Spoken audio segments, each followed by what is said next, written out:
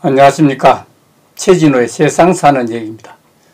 오늘은 윤석열 후보가 안철수 후보와 공동정부 출범이 순리다, 이런 말씀 드릴까 합니다.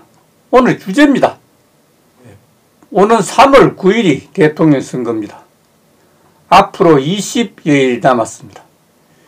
지금 20대 대통령 후보 등도 이번 주에 거진 끝나야 되고, 그리고 후보 간의 경선을 통해서 후보 단일화하는 문제도 이번 주에 다 끝내야 됩니다.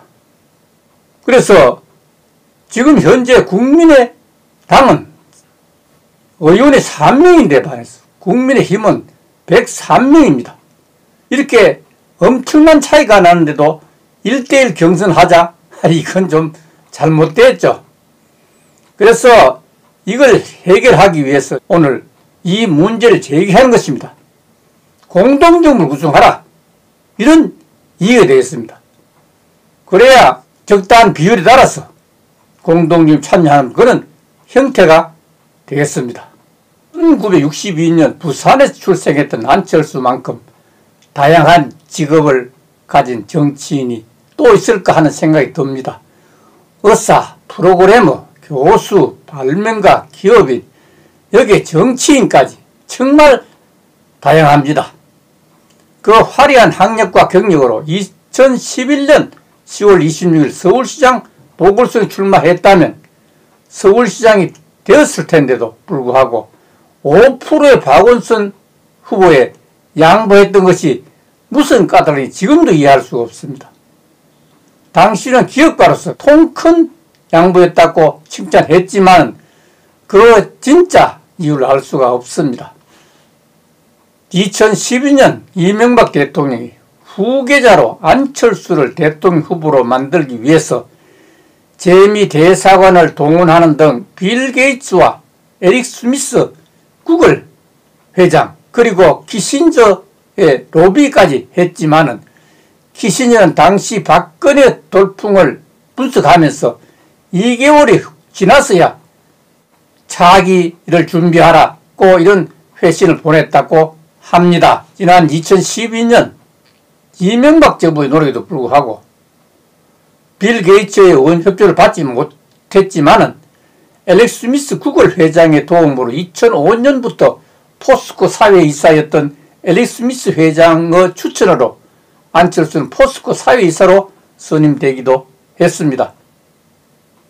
2012년 9월 안철수가 대선 출마를 선언했지만은 미래통합당 문재인 후보와의 단일화 협상에서 지저분한 화제만 남기면서 중도에서 포기할 수밖에 없었습니다. 그때부터 안철수 후보에 대해서 항상 애매모호하다고 해서 간철수란 별명을 얻기도 했습니다. 이 말은 간보다 철수, 즉 포기한다는 뜻이라고 한때 인구에 회자되기도 했습니다. 2014년 18대 대통령 선거에서 박근혜 새누리당 후보가 미래통합당 문재인 후보를 108만 표 차이로 누르고 18대 대통령에 당선되기도 했습니다.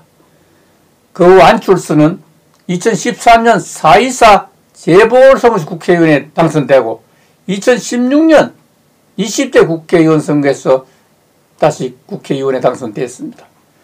안철수 후보는 심기일전하여 2017년 19대 대통령 선거에 국민의당 대선 후보 출마했지만은 21.4%를 득표하면서 41.3%의 문재인 미래통합당 후보에 비참하게 패배하고 말았습니다. 벌써 두 번째입니다. 지금은 국민의당 대표지만 국회의원 모두 3명뿐입니다. 지난해 세 번째 서울시장 후보로 오세훈 후보와의 경선에서 패배했습니다. 첫 번째는 서울시장에 당선될 있었는데도 명분도 없이 박원순 후보에게 시장을 양보했고, 두 번째는 19.55%로 박원순 후보에게 낙선하더니 세 번째는 오세훈 후보과의 경선에서 패배를 했습니다. 그래서 2021년 서울시장 보궐선거에서 국민의힘 오세훈 후보가 새로운 서울시장이 되고 말았습니다. 안철수 후보에게는 안타까운 일이 아닐 수 없습니다. 이번에는 세 번째 대선 후보로 안철수 도전했습니다. 3석의 국민의당 대표가 103석의 국민의힘 윤석열 후보와 국민경선 방식을 결정하자는 것은 국민 보기에 웃긴다는 생각이 들 수도 있습니다. 국민투표든지 국민경선이든지 제대로 민의가 반영될 수 있어야 합니다.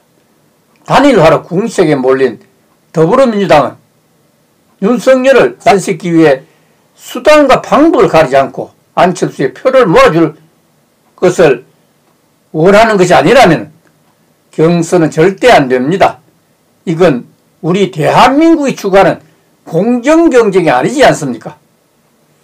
그렇지만 선 제안을 하기 위해서는 조금이라도 양보할 수 있다는 판단이 섰을 때만 가능한데 안철수는 선뜻 선 제안을 윤석열 후보에게 제안했습니다. 그런데 안철수 후보의 선 제안에 윤석열 후보에게 받아들이기가 쉽지 않은 조건일 수밖에 없다는 것도 사실입니다. 우선 시기적으로나 내용면에서 정치적 상황을 전혀 고려하지 못했고 안철수 후보만을 위한 계산이 깔린 다분히 오해를 받을 수 있는 조건이 될 수 있기 때문입니다. 그래서 이준석 국민의힘 대표와 선대위가 말도 안 되는 소리를 하며 부정적인 반응을 보이고 있는 것도 딜레마일 수밖에 없을 것입니다.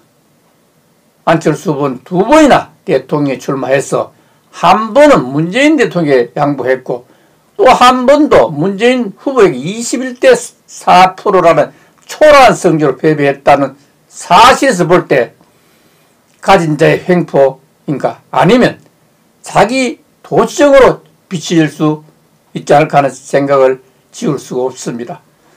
같은 과학자로서 안타깝다는 생각이 들기도 합니다. 바라건대 원래 전공한 대로 의학자, 교수, 경영자, 발명가로서 백신까지 개발했으니 공동정부에서 과학자로서 국가 발전에 기여할 수 있는 역할을 했으면 하는 바람입니다. 이것이 오늘 내가 제시하는 공동정부 출범이 순리라는 그런 결론이 되겠습니다. 따라서 윤석열 후보가 안철수 후보와 공동정부 출범을 할 것을 강력히 권고합니다. 감사합니다.